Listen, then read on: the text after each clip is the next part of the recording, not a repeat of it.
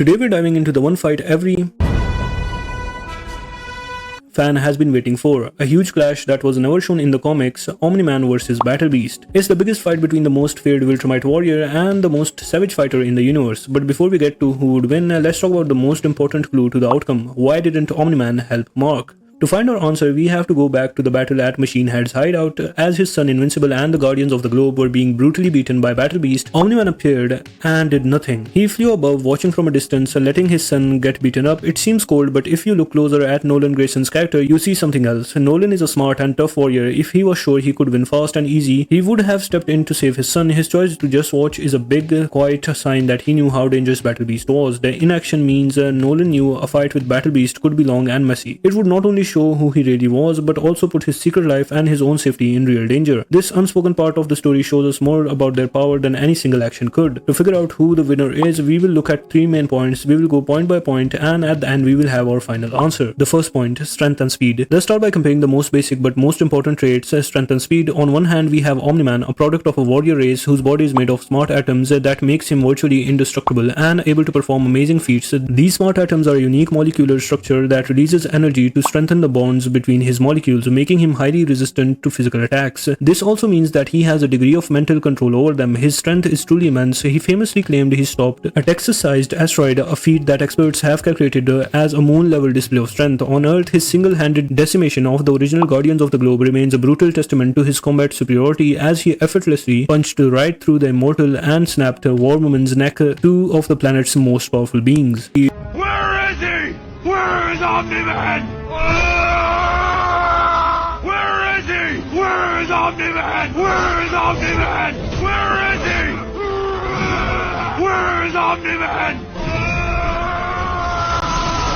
When it comes to speed, Omni-Man is equally terrifying. He can fly fast enough to vaporize cities with his wake and can travel from Earth's surface to a satellite in orbit in just a few seconds. He has also traveled to another galaxy in a week and survived punching a hole into his homeworld of Viltrum, destroying it completely. This planet was a super Earth with a mass much larger than our own, and its destruction also incinerated 4 of its 5 moons and a ring system of dead Viltrumites. These extra variables elevate this feat from merely planet bursting to a large planet to dwarf star level in some power scaling calculations. On the other hand, we have Battle Beast. He's a living weapon whose entire existence is a search for a worthy fight, having left his home planet to travel the universe to find the strongest opponents he could find. His raw power alone puts him on a Viltrumite level. We saw this when he brutalized 2 elite Viltrumite guards without using his mace, killing them along with most of their security forces during a prison break. His most important feat is his legendary duel with Grand Regent Thrag, the single strongest Viltrumite in existence and the undisputed apex predator of the Invincible universe. During this fight, Battle Beast matched Thrag's speed to the point where they could not be tracked by Space Racer, a being who can move at speeds of trillions of times the speed of light. The second point, durability and willpower. Strength and speed are one thing, but who can take the most damage and keep fighting? Omni-Man's Viltrumite healing factor lets him recover from big injuries,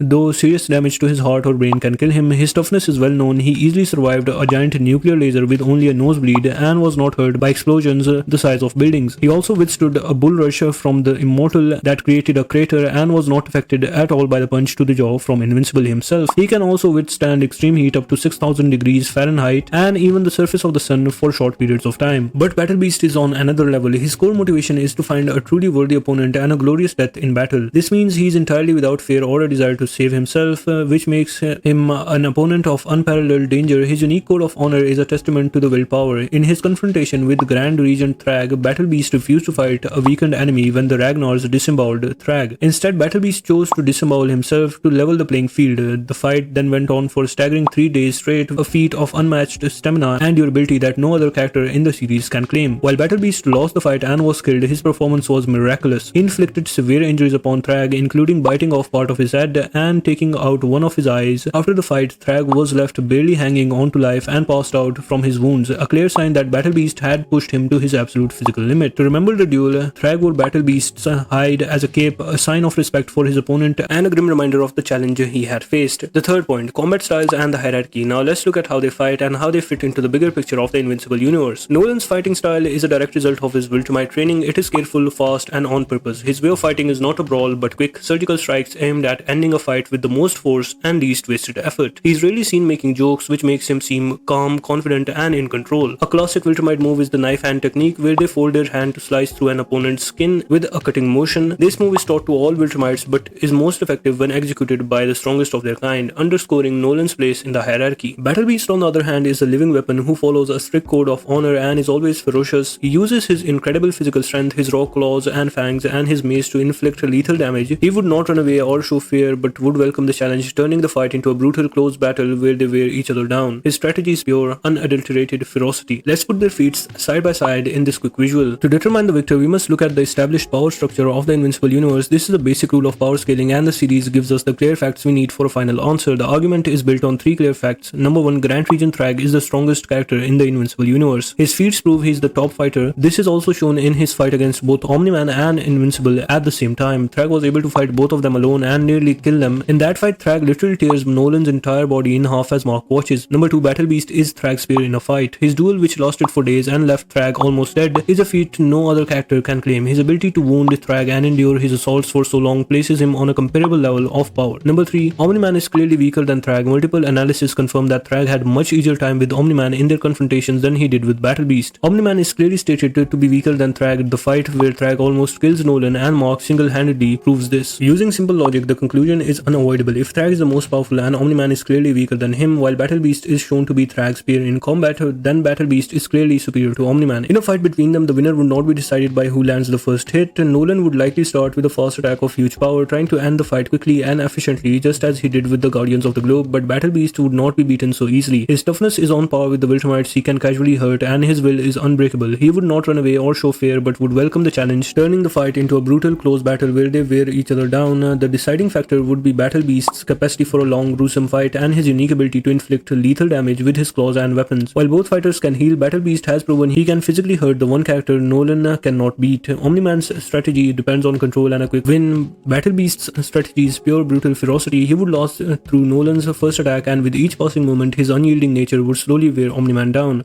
Conclusion: this analysis has looked at the huge powers of both Omni-Man and Battle Beast. Nolan Grayson is a conqueror of galaxies and a master of overwhelming force, capable of devastating planets and dismantling Earth's greatest heroes. Battle Beast is a special being whose entire life is spent looking for a worthy challenge. He is without fear and has proven ability to fight and hurt the most powerful being in the known universe for days on end. The proof is very clear and points to a final winner. The fight would be a spectacle of raw power, but the story and the power levels of the Invincible universe leave no room for a doubt. The winner of the fight is Battle Beast. The verdict is not based on a single impressive action but on careful look at their power levels and who they fought. While Omni-Man's power is huge, Battle Beast operates on a level that Nolan Grayson by all accounts simply does not. He fought the one character Nolan could not defeat and came out, though mortally wounded, with the respect and admiration of his opponent. This shows he won in spirit even if he didn't win in body. So what do you think? Who should have won the fight? Please drop your thoughts below in the comments, and please be sure to like, share and subscribe. It really helps us a lot to grow.